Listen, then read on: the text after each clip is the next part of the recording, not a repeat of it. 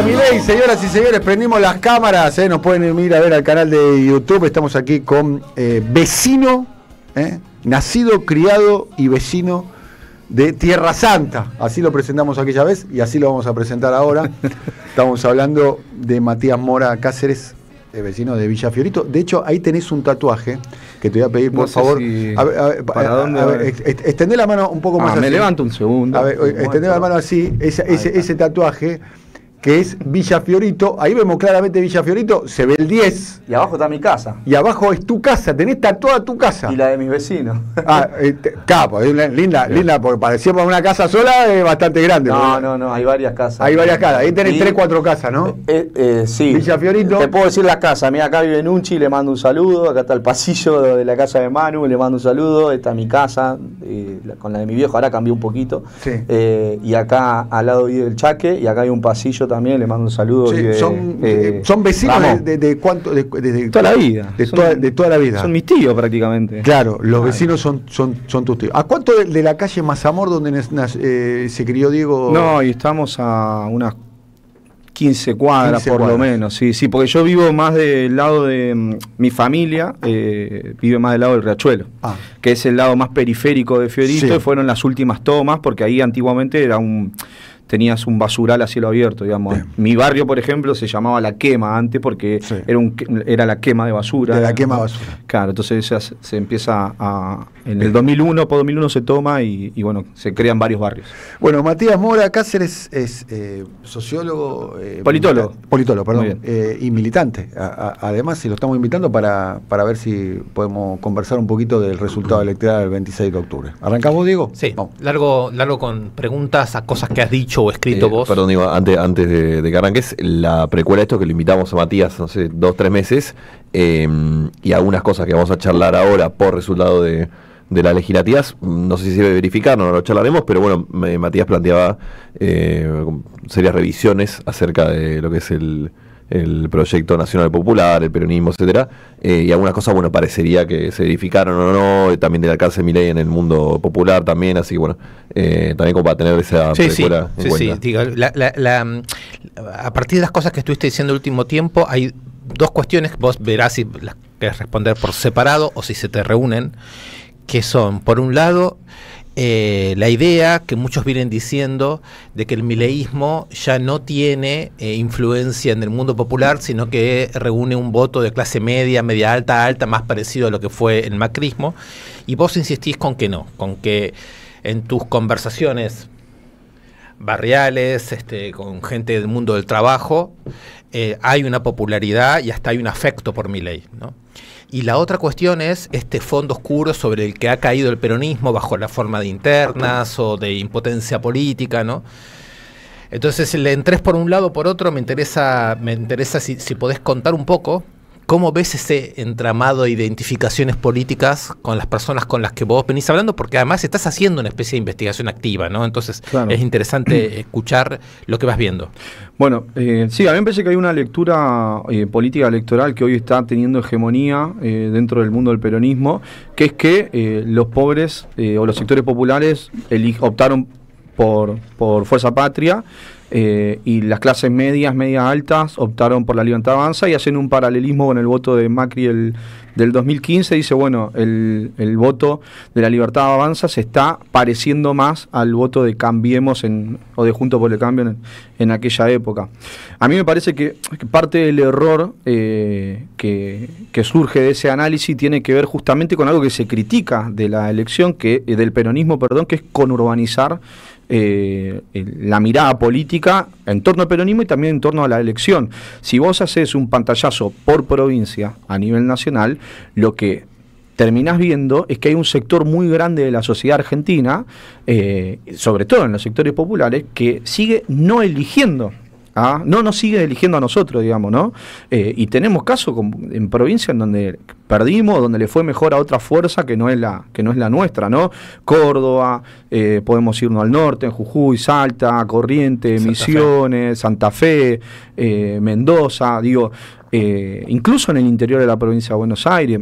Eso es una primera mirada que hay que tener en cuenta, ¿no? Que hay que, por un lado, prestarle atención a lo que pasa por afuera de la tercera sección electoral, y empezar a mirar transversalmente a todos los sectores de la sociedad. También porque no podemos, de alguna manera, simplificar la discusión. Digamos, hoy hay sectores que escucho de la política, analistas que plantean que un médico es alguien acomodado económicamente dentro de nuestra sociedad, o que el centro de Banfield es clase media alta. Es una locura pensarlo en esos términos. No podemos simplificar. Hoy hay laburantes que están un poco mejor económicamente y muchos trabajadores que la están pasando mal, y que, insisto con esto de que no nos terminan eligiendo, y no estamos incluyendo al ausentismo dentro de esa medición, porque si vos tomás el ausentismo es mucho el número que no opta por elegirnos nosotros. Y fíjate lo mal que habla del peronismo esta elección, que frente al peor gobierno, uno de los peores gobiernos de la historia argentina, con mayores niveles de ajuste, con la profundización de la desigualdad y la pobreza, con avances sobre los sectores de trabajadores, avances sobre el poder adquisitivo, la destrucción del aparato productivo, con los niveles de violencia que genera, aún así perdimos la elección nacional y empatamos técnicamente la elección de la provincia de Buenos Aires. ¿Vos crees que el ausentismo se sumaría al bloque mileísta en una especie de conjunción no peronista, que no votaría nunca al peronismo, digamos? Y es difícil hacer una proyección de lo que pueda llegar a pasar en el 2027, y un poco es hacer futurología. Hoy veo a muchos de esos sectores enojados con ambos. Y ahí puede caer en cualquiera de los dos lados. Si tiene un poco más de suerte de La Libertad Avanza y ata dos ideas, si Milei toma una postura de un péndulo entre Pareja y Santiago Caputo, estamos... O sea, para mí hay posibilidades de reelección, digamos. Cuando decía una postura, un péndulo que sintetice, Pareja sería como el proyecto territorial, y Santiago Caputo que expresaría más eso. Redes sociales, más sectores juveniles, o sea, si vos pensás que si Milei logra sintetizar eso, y existe seria chance de que perfilen por lo menos se empiecen a posicionar de cara al 2027, porque bueno, están ordenados políticamente, ¿no? Ellos, ahora hay discusión. El mileísmo está ordenado políticamente, ¿no? Igual hay discusiones internas, digo, eso sí está claro, pero el líder es Milei, sí, eso sí. El candidato es Milei, los votos lo tiene Milei, el candidato de la provincia de Buenos Aires será Santilli o Diego Valenzuela, para mí será Santilli, la candidata en la ciudad de Buenos Aires será Patricia Bullrich, o hará otro acuerdo, pero hay un liderazgo, está todo ordenado. Absolutamente. No pasa eso en el peronismo.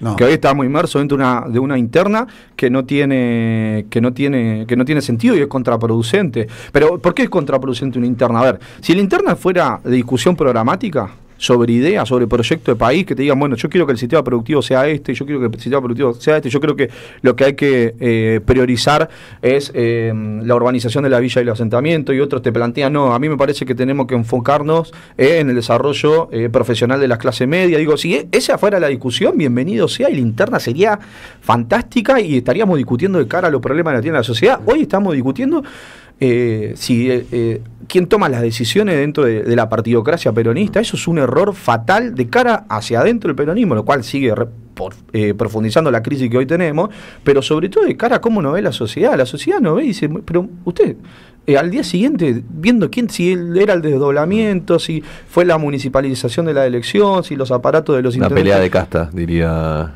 Milei. Y bueno, te vuelvo, Matías, a lo que decía Diego al principio. Vos decís, a contramano la lectura de se está pareciendo a Votos Juntos por el Cambio, si sigue siendo popular. Entonces mi pregunta es, uno, ¿por qué Milei tiene la llegada que tiene en el mundo popular? Sí. Y dos, ¿por qué la sigue teniendo a pesar del ajuste que sucede en estos años? Bueno, primero hacer una aclaración. Yo creo que hay sectores populares que no optan por La Libertad Avanza y que han modificado su comportamiento electoral en función de que lo están pasando mal. Y hago esa aclaración nuevamente. Para mí es importante no simplificar la discusión y poder ir más profundo en el entendimiento de lo que pasa con el fenómeno de Milei y de La Libertad Avanza. Dicho esto, lo que hay es una delegitimidad muy grande de los sectores políticos tradicionales, y mucha gente encasilla a la dirigencia peronista actual parte, por lo menos, gran parte, como parte del problema que hoy tenemos a nivel país. No nos desconoce desde ese lugar, digamos, ¿no? Nos responsabiliza. Y si vos, al contrario de lo que te pide la sociedad, no cambiás ese comportamiento que tenés, como por ejemplo la pelea de casta, la pelea de Palacio, no vas a cambiar la mirada de cara a la sociedad.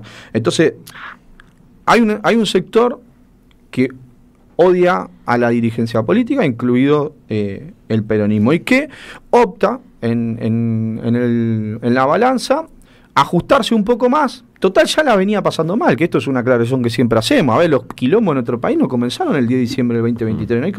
Hay que recordar que nosotros tuvimos un pésimo gobierno peronista, ¿no? Que es directamente anterior a este. Y después tuvimos un gobierno de Macri y tuvimos los últimos años de Cristina que quizás no fueron los mejores de su gestión. Entonces, si vos tenés en cuenta que... No fueron los mejores de su gestión, fueron muy buenos comparado a lo que vimos. Absolutamente. Estamos muy buenos. Estamos completamente de acuerdo. Buenos, no mejores. Fueron muy buenos comparado a Macri, Alberto y esto.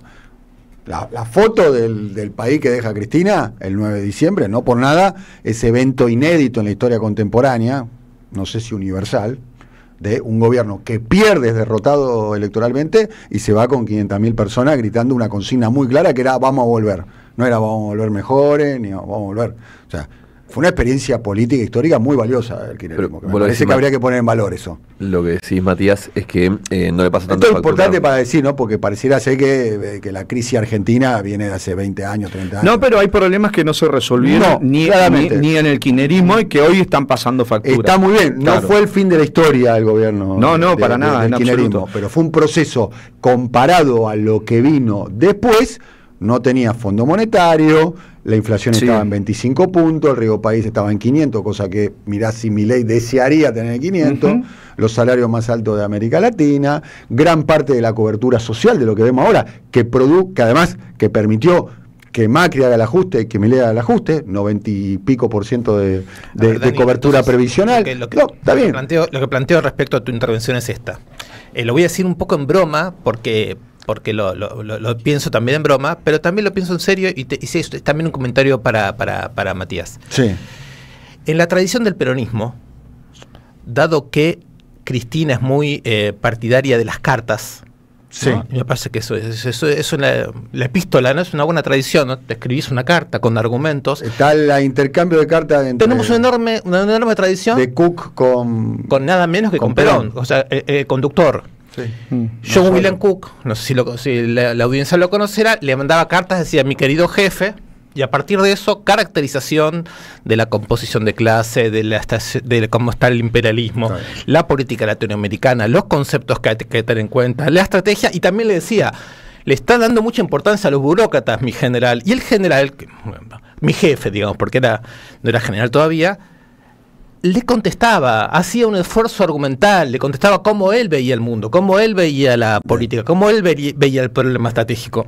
Y en esas argumentaciones, Perón le llegó a decir, usted, en caso de que me pase algo, es mi heredero.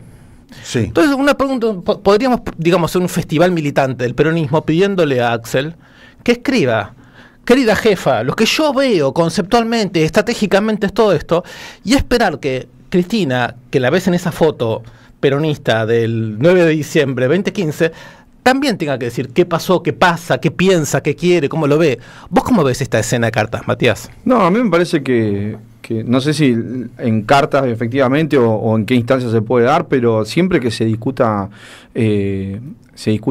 la política en términos programáticos y se puede hacer un diagnóstico sobre lo que no se hizo, sobre lo que se hizo mal o sobre lo que se puede hacer mejor, y en función de eso y de ese diagnóstico construir un proyecto o un hacia dónde ir, yo creo que va a ser fructífero no solo para el peronismo sino para la sociedad toda, y va a enriquecer la discusión política y vamos a aumentar muchísimo más la vara. ¿Y qué habrá que discutir ahí? Y bueno, un poco lo que venimos conversando. Bueno, Dani tiene un concepto hecho sobre la etapa kirchnerista que categoriza como muy buena y mucho mejor que estos gobiernos. La famosa frase de Perón, yo no era que era bueno, sino que lo que vinieron son peores, me parece a mi modo de ver, verifica con Cristina.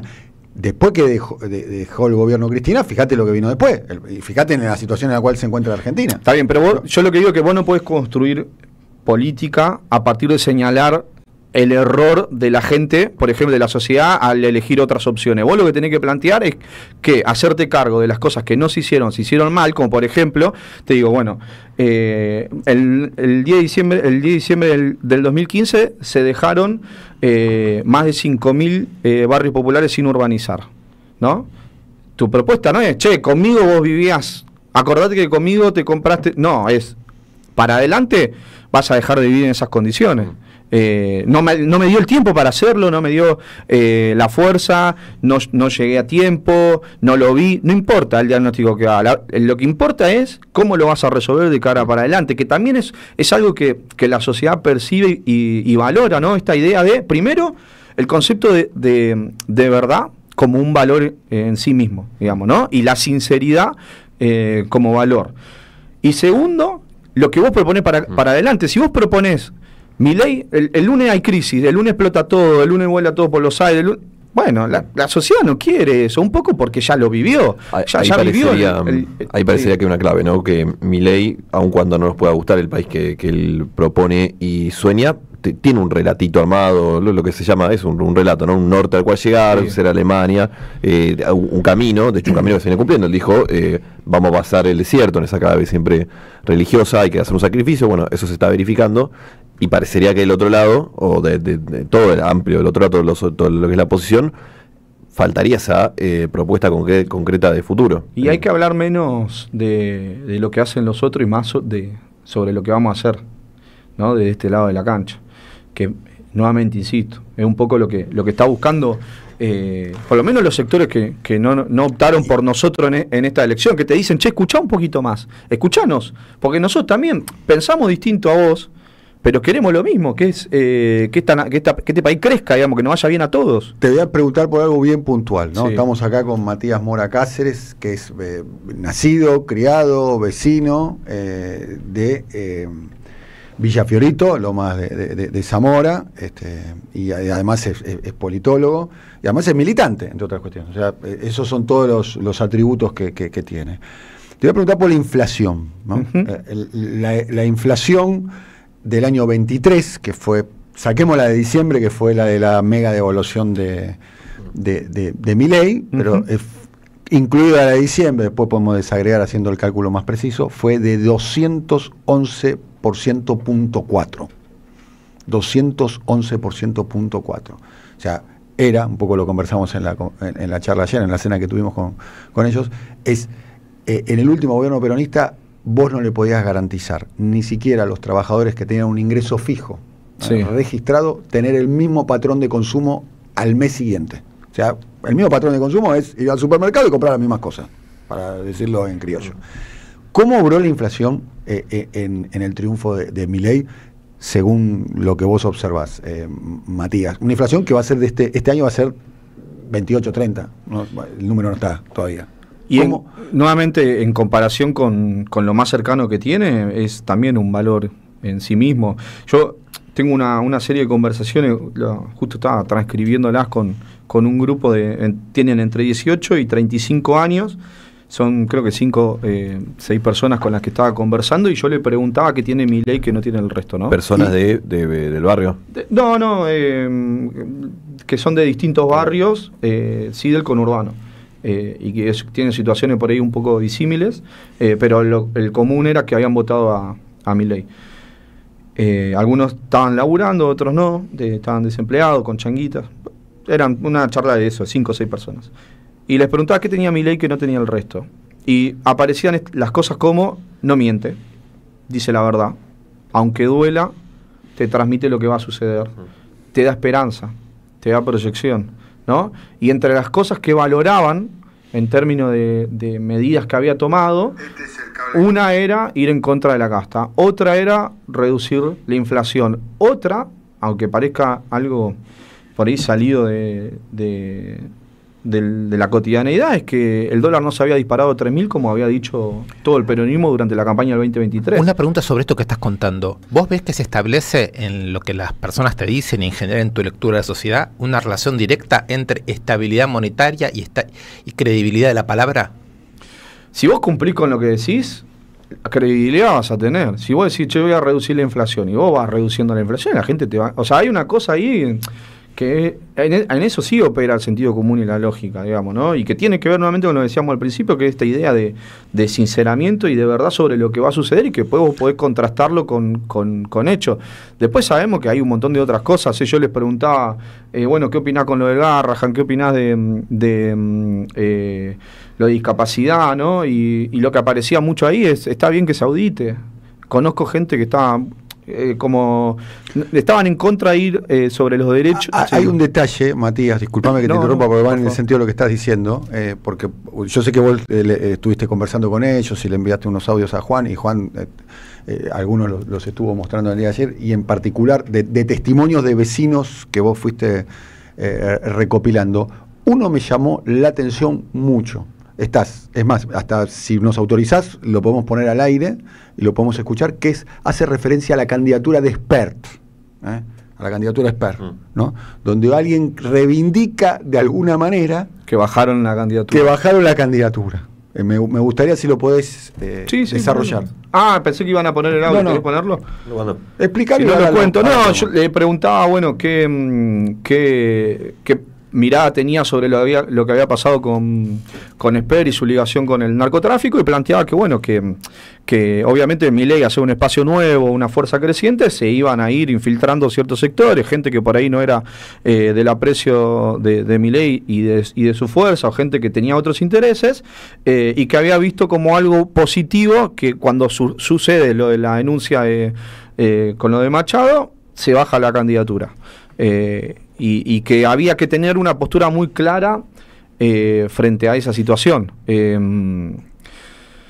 Y que también es lo que le piden, me parece a mí, al peronismo, ¿no? Como, tomá ciertas determinaciones con ¿qué vas a hacer con la inflación? Digamos? ¿Cómo vas a hacer para sostenerla a estos niveles? ¿No? ¿Qué vas a hacer con la corrupción? ¿Qué postura vas a tener? ¿Qué vas a hacer con la inseguridad? ¿Qué vas a hacer con la educación? ¿Qué vas a hacer con el trabajo? ¿No? Y espera una respuesta concreta frente a eso. No espera eslogan vacíos, ¿no? No espera, vamos a defender la educación libre, gratuita y de calidad. Digamos, eso es una bandera hermosa para hacerla una remera, para ponerla en un flyer. Decime... ¿Vos pensás que es una consigna vacía en ciertos sectores? Pero, ¿y cómo no va a ser vacía si yo de mi grupo de amigos soy el único que pisó una universidad y somos 30? Y soy el único que pisó una universidad. Entonces, ¿cómo le explico a mi amigo que no es una consigna vacía? ¿Cómo le digo a mi amigo que no terminó la secundaria porque se tuvo que ir a laburar? Digo amigo, pero en realidad es lo que le pasa a casi toda la sociedad argentina. ¿Cómo le digo, la reforma laboral va en contra de tus derechos si nunca laburó en blanco? ¿Cómo le explico? Hay cosas que hay que bajar a tierra, conceptos e ideas que nosotros que somos militantes los tenemos muy cercanos y le hacemos mucha carne. Hay que bajar a la realidad. Sí. Sobre cómo estoy pensando la reforma laboral, extendiendo la jornada de 8 a 12 horas y el banco de horas, y estoy pensando en la cantidad de trabajadores y trabajadoras que ya laburan 14 horas por día. Claro. Eso. Bueno, ¿y qué propone? ¿Por qué esperamos a que estos tipos presenten una reforma laboral que va en contra? Porque también parece que pensar una reforma laboral, reforma educativa, reforma en salud es algo malo. Y no siempre, no tiene por qué ser malo. Vos podés saber avanzar sobre una reforma laboral que beneficie a los sectores trabajadores e incluya, no sé, por ejemplo, la formalización del laburo para ese 50% que trabaja en la informalidad. Vamos a escuchar un audio, insisto, el audio que vamos a poner va a ser molesto, le va a molestar, es incómodo lo que se dice y demás. Es un audio de alguien que vos recopilaste conversando en tu barrio. ¿A quién vamos a escuchar? No digas el nombre, no hace falta el nombre, pero... A un vecino. A un vecino de Villa Fiorito. Sí. Vos saliste a hacer preguntas después del 26 de octubre. Sí. Las preguntas que hiciste es a propósito de las razones de alguna manera. Esta no me acuerdo si fue antes o después, no me acuerdo qué te dije. Fue después. Fue después. Vamos a escuchar, insisto, lo que van a escuchar es algo que les va a molestar, ¿ok? Les va a molestar. Y no sé si está hecho para eso, pero les va a molestar. Escuchemos. Bueno, con respecto a lo de Esper, primero fue desilusión con el tema de la denuncia, de su relación con el narcotráfico, toda la cuestión, pero yo creo que ganó mucha confianza al renunciar a su candidatura, y Milei le aceptó eso, y obviamente buscar otro candidato y no hacer la vista gorda. Yo creo que eso también generó mucha confianza, a diferencia de que lo que pasó con el kirchnerismo, bueno, lo de Vudú, lo de la bolsa del loco este que fue a la casa de las monjas, como que nadie salió a condenar eso, ¿entendés? En cambio acá el loco se equivocó, presentó la denuncia, Milei se la aceptó, se puso otro candidato a otra cosa, ¿entendés? Yo creo que eso también generó como confianza a la hora de ir a votar también. No estamos diciendo que esa fue la razón de la remontada del gobierno, además, solamente una observación de cómo por lo menos administró esa crisis el gobierno, ¿no? Parecía ser que era una piña no cau, digamos, y no pasó, al contrario. Insisto con esto que dijiste al principio, no hay que enojarse con los que votan y piensan distinto a nosotros, hay que escucharlo un poquito más, porque quizás en ese escuchar y en ese prestar el oído le encontramos la vuelta a la situación, ¿no?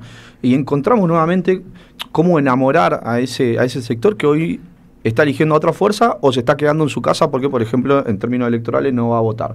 Ahora, si nosotros los puteamos, nos enojamos, le decimos que son unos boludos, le decimos que son mala gente, le decimos que son hijos de puta, perdón la expresión, eso va a generar mucho más rechazo. Eso va a generar una lejanía total con esos sectores, casi irrecuperable. Vos lo que tenés que hacer es escuchar este audio, ¿no? En términos lo más objetivo posible, decir, bueno, lo que me está diciendo este pibe es que nosotros tenemos que tomar una decisión y una postura cuando tenemos hechos de estas características. Y eso, de alguna manera, evidentemente, no hay que ser un genio para darse cuenta. La gente lo valora positivamente, ¿no? A ver, un comentario, Matías, que es un comentario, si vos querés decir algo, que es lo siguiente. Acaba de ganar las elecciones Mamdani en Nueva York. 34 años. Se dice socialista. Musulmán. Y está planteando servicios gratis, transporte gratuito, regular el precio de la vivienda, y lo mira a Trump a la cara y le dice, voy por vos. Entonces, pregunta, además de escuchar, además de hacer focus group, además de hacer encuestas, además de, de analizar lo más finamente posible al votante, a la sociedad, ¿no es también que hay que decir algunas cosas, invitar algunas cosas, hacer algunas propuestas que vayan directamente a lo que nosotros pensamos, menos calculando el mundo imaginario que la derecha nos pone, como si fuera una especie de dependencia psicológica que se tiene, tratando de imitar a Milei o ver cómo hizo él? ¿No sería también importante que hubiera un tipo de iniciativa más genuina, pensando por supuesto en eso, pero también podríamos viajar en el tiempo al peronismo, y cuando Perón aparece, bueno, podemos decir que Perón escuchaba, pero sobre todo Perón propuso una política laboral democrática, y eso abrió también una escucha y una fuerza. Y incluyó a todos los sectores, un poco lo decíamos antes, ¿no? Perón planteaba que él quería conducir a todos, buenos o malos, que si solo conducía a los buenos iba a conducir muy poquitos, y en política con poquitos no se puede hacer nada, digamos, ¿no? Y esta metáfora también sobre que la casa también se hace con bosta, ¿no? Hay que incluir a todos los sectores de la sociedad y hay que buscar una respuesta para los problemas que tienen todos, que la verdad que hoy son complejísimos y son difíciles de resolver también, pero que el peronismo tiene el desafío de construir algo distinto frente a eso y de construir una alternativa política con la posibilidad de resolver problemas cotidianos. La gente no vota en contra de sus intereses, ¿no? Esto lo contaba la última vez que vine acá. Hay gente que valora a Javier Milei y valora el concepto de justicia social, que vota a Milei y cree en la igualdad, que creen en la justicia, y es contradictorio. Yo sé que lo que están escuchando van a decir, pero ¿cómo podés votar a Milei y creer en la justicia social? Bueno, gente, hay muchos votantes de Milei que son gente buena, gente piola, que quiere que te vaya bien, que quiere lo mejor para vos, que quiere que este país crezca, y sin embargo votan a Milei. Nosotros, por lo menos lo que tenemos un poquito más de responsabilidad política, somos militantes, y sobre todo un pedido para la dirigencia política, sobre todo la peronista, es que haga un esfuerzo por comprender lo que está pasando con el fenómeno de Milei y sobre el fenómeno de sus votantes. Porque Milei capaz que no está, que en el 2027 no se presenta, en el 2031 no se presenta, no sé qué va a pasar con él, pero va a aparecer otro. Va a aparecer otro, y sobre todo, me parece que lo que nos está pasando a nosotros es que hay un montón de sectores que no optan por elegirnos, y nosotros creemos que somos la respuesta para resolver los problemas de este país, y yo estoy seguro que el peronismo es la respuesta para resolver los problemas de este país, pero bueno, no alcanza con que yo lo sepa y con que yo tenga la razón. Si alcanzara con eso, gobernaríamos toda la vida. Para hacer eso necesitas tener vocación de mayoría, necesitas querer consensos, necesitas hablarle a todos, escuchar a todos, construir política para todo, para el médico, para el laburante informal, para el que trabaja en Rappi, para el que está estudiando, para el que tiene una pyme, para el que tiene 2 metros de campo en el interior de la provincia de Buenos Aires, para el que es yerbatero, para el que labura para, no sé, para una empresa de telefónica en Córdoba. Si no construimos una política que exprese y represente y resuelva problemas de la sociedad, bueno, lo siento, pero no va a ir muy mal. Me parece muy interesante lo que dice Matías después de las elecciones legislativas, como pasó en 23, pero creo que ahora un poco más también, porque el gobierno de Milei ya tenía 2 años, volvió muchísimo esta idea de el que vota a Milei es un imbécil, es un forro, no entiende, se está tirando un tiro en el pie, etcétera. Entonces me parece muy interesante lo que cuenta Perdón, Matías. no tengo ninguna duda que en el chat ahora van a estar diciendo que yo soy libertario. No tengo ninguna duda que va a haber gente. Me voy a fijar. Pero por favor, estoy seguro que va a haber gente diciéndome que soy un infiltrado libertario dentro del peronismo. Es una locura pensar así. Pero ¿cómo podemos plantear que alguien que piensa distinto a vos, o que marca los errores que tiene el peronismo, que aparte no es que yo estoy inventando cosas, el peronismo no gana una legislativa nacional desde el 2007 para acá? Y tuvimos 2 derrotas presidenciales del 2015 para acá. Entonces, hay cosas que hay que revisar de fondo. Y yo, lamentablemente, o sea, lo que digo es que hay que discutir no solo los nombres y las figuras políticas que hoy están a nivel nacional. Igual te dicen, hay muy pocos, o casi no detecté ninguno que te diga libertario, Matías. Bueno. Hay uno que te dice albertista, que es mucho peor. No, pero tuvimos mal gobierno. Es injusto. Eso es peor todavía. Prefiero que me diga. Es injusto. La verdad, la mayoría de los testimonios celebran tu presencia acá y demás. Seamos justos. Menos mal, loco. Pedirle perdón a la audiencia. No. Pido 1000 disculpas por acusar. No, de ninguna manera, no. Te quiero aclarar. Después lo vas a poder ver vos mismo. Y los invito a la discusión también, a todos los que están ahí. No, por favor. Discutamos al peronismo que queremos, loco. Discutamos acá para adelante. Si no, va a ser imposible reconstruir todo lo que este tipo está destruyendo a nivel país, a nivel tejido social. Te digo, la mayoría de los testimonios es a favor tuyo. Bueno, te agradezco entonces. Me corrijo. Te quiero decir. Gracias. Bueno. Ok, hay un montón ahí de testimonios. Bueno, tenemos que ir terminando, compañeros. Yo me voy a tomar unos días, me voy al cumpleaños de mi padre, cumpleaños 86. Que vive en otro país, en el gran país del norte, ¿no? Vive en el imperio brasilero, en el verdadero imperio.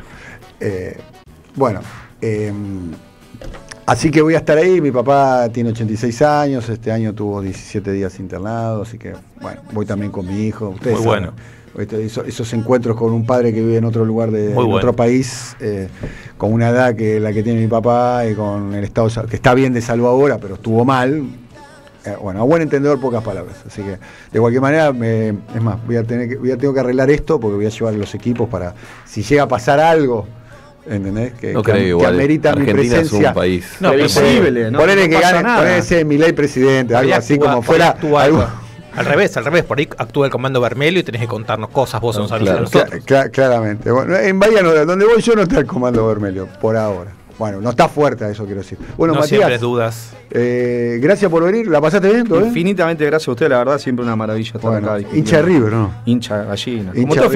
¿Cómo estás para el domingo? Ese es lo que la pregunta más jodida, ¿cómo está para el River está como el peronismo, nosotros vamos a... Pero confiamos en el muñeco y morimos ahí. Está muy bien. ¿Estás con el muñeco? Y bueno, sí, no queda otro. Gratitud. Dijo Fiorito desde toda River, no sé si escucharon recién. Absolutamente, lo defiendo a muerte. Gracias, pero lo tenés al 10 tatuado. Tengo el 10 y tengo a Messi. No, bueno, el cariño con el Diego es como todo. Eso. Todos amamos al Diego, ¿no? Claramente. Gracias, Matías. Gracias, A Juan. ustedes. Gracias, Diego. Gracias a todos. Ya llega Feli Bonavita con su show radial aquí. Quédense en AM530. Nos vemos en unos días. Chao, chao. What's putting in your nose? Is that where all your